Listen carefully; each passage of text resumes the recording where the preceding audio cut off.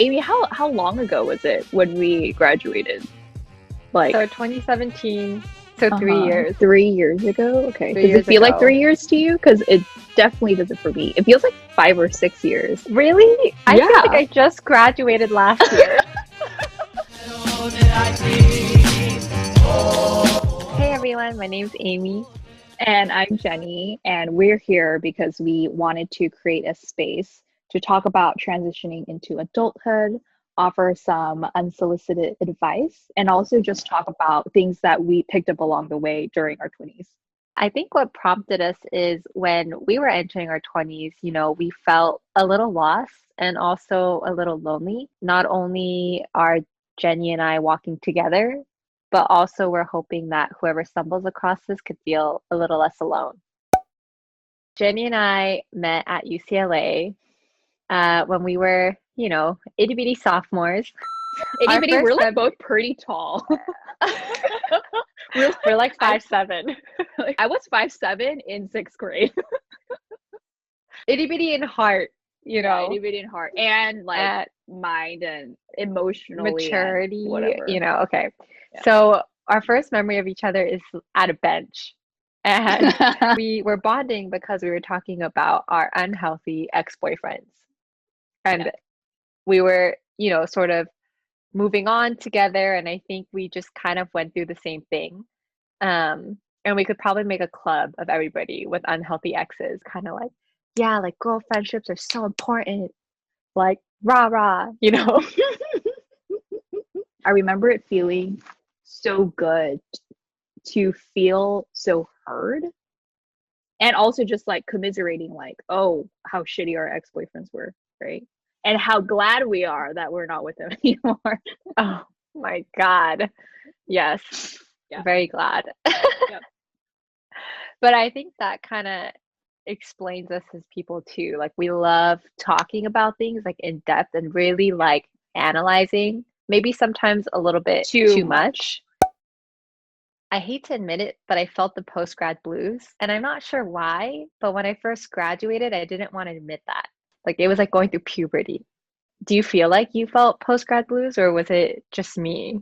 No, I definitely felt post-grad blues, but I think I didn't even create the space to even admit that to myself. And I think Mhm. like I was just so like, oh my gosh, I need a job that like my emotions were just like, hey, like I feel these things and like pay attention to me. And then I would be like, no, like go away. Like I need to find a job, you know? So I think that's how I felt during the first few months after graduation.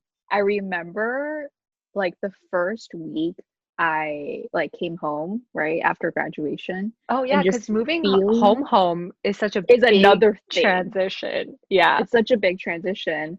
And because I just felt so lost, like I kid you not, I think I ordered like 15 books from Amazon, literally, because I was just that hungry and desperate, to be honest with you. I think my version of your Amazon haul was like Mhm. being like LinkedIn obsessed. Like I would scroll through Mm. LinkedIn, Did like you I pay for scroll LinkedIn? Did through, you pay for it? oh yeah, Yeah, $30 premium. I wait, did. I paid for the $60 one. Oh my God. I didn't even know they had a $60 one. It can be helpful, but I think sometimes it's not helpful in the way you need. I was a comm major because I couldn't decide what I wanted to do, and it was pretty general enough, you know. See, a lot of my internships were in entertainment, like Sony Pictures, TED Talks. I honestly can't remember all of them. I'm telling you, uh, every quarter she has like a new internship. Something that was really great for me through all my internships is that I realized I didn't want to do it long term. I was like the typical, like we talked about, like the LinkedIn $30 premium job hunter. So Yeah.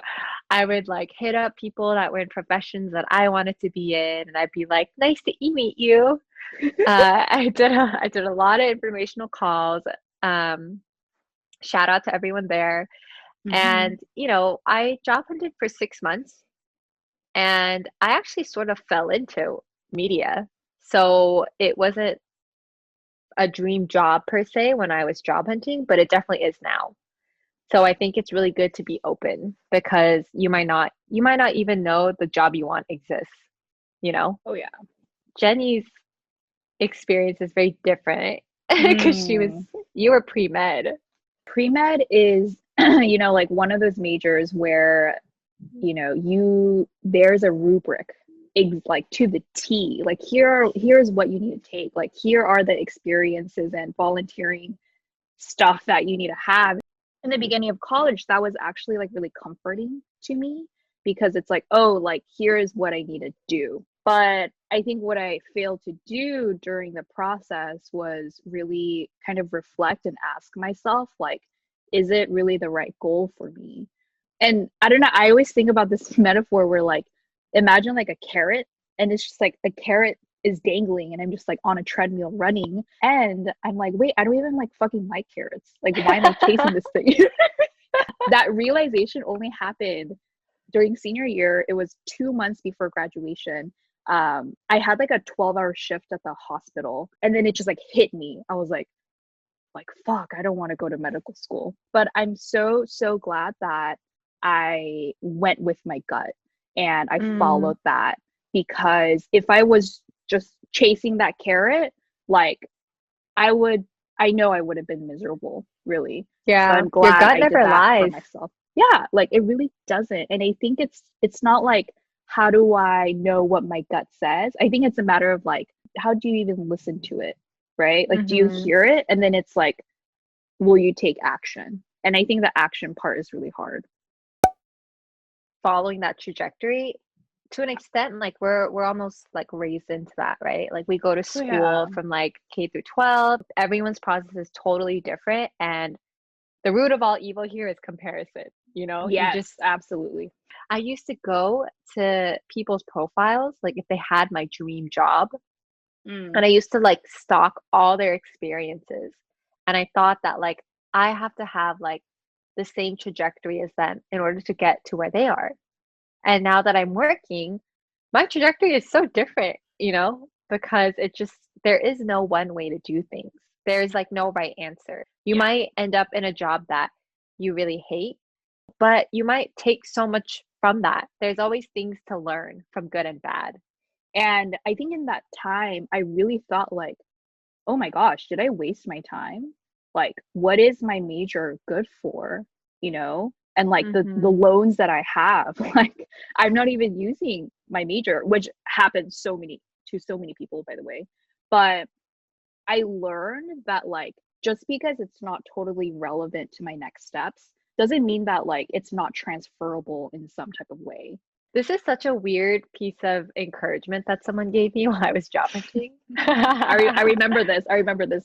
You can't be jobless forever. It really did help, I think, in my darkest moments. I was like, you know what? This feels never ending, but realistically, it has to end, you know? Yeah, and I think a lot of that is like letting go of perfectionism, right? Because I remember like when I was job searching, I like wanted the perfect next step, right? But like there is Mm-hmm. none. And I think a part of that advice, it's like you're gonna need to pay the bills and like you're gonna need a job, any job, eventually. And I think it's letting go of like perfectionism. And it's really hard because, it's a lot of culture and like upbringing that like plays into that tendency. I would say, like, don't put too much emphasis on where you're at right now. And kind of, I guess it kind of bleeds into yours, but like, give yourself room to breathe. Hmm. Because where you are at right now does not define where you're going to be forever. Oh yeah. Anyways, what's yours? What is this? Finger That's my gunning? transition. My advice to myself would be like, relax, chill, Mm, and don't be so hard on myself. But I mm, think a lot of the times it's like kind of unnecessary and mm-hmm. puts more pressure onto me where I don't need it. And like no one else is doing it? What's one thing I guess we're both glad that we did, kind of Mhm. kudos to us. Kudos, little pat on the A little pat. back, pat, pat. I'm glad I didn't take the first job I got. And, it did push me to like where I am today. I'm thankful I didn't take that because if I did, it would have been like out of fear and, just not liking uncertainty. But I think taking calculated risks is also a muscle we need to exercise. Always kind of see that as like my first flex, I guess. I don't know. Kind of what you were saying, like flexing that muscle. Mm, I think that's definitely how I feel about like making a decision despite an ambiguous situation. mm-hmm, And, it would have been really easy for me to, back then, even though I had these doubts about a career in medicine, to just go with it, right? And like, I came all this way, why not go all the way? But I couldn't shake off the feeling that like it didn't feel true to myself. Looking back now, it just seems like a pretty small leap, but back then it felt like such a huge chasm. I think that just shows that like your muscle for taking risks and like making these leaps, it's growing. it grows, and like your tolerance really grows. And now I'm just like, Mm-hmm. oh, that's what? That's fine. The progress of 20 somethings.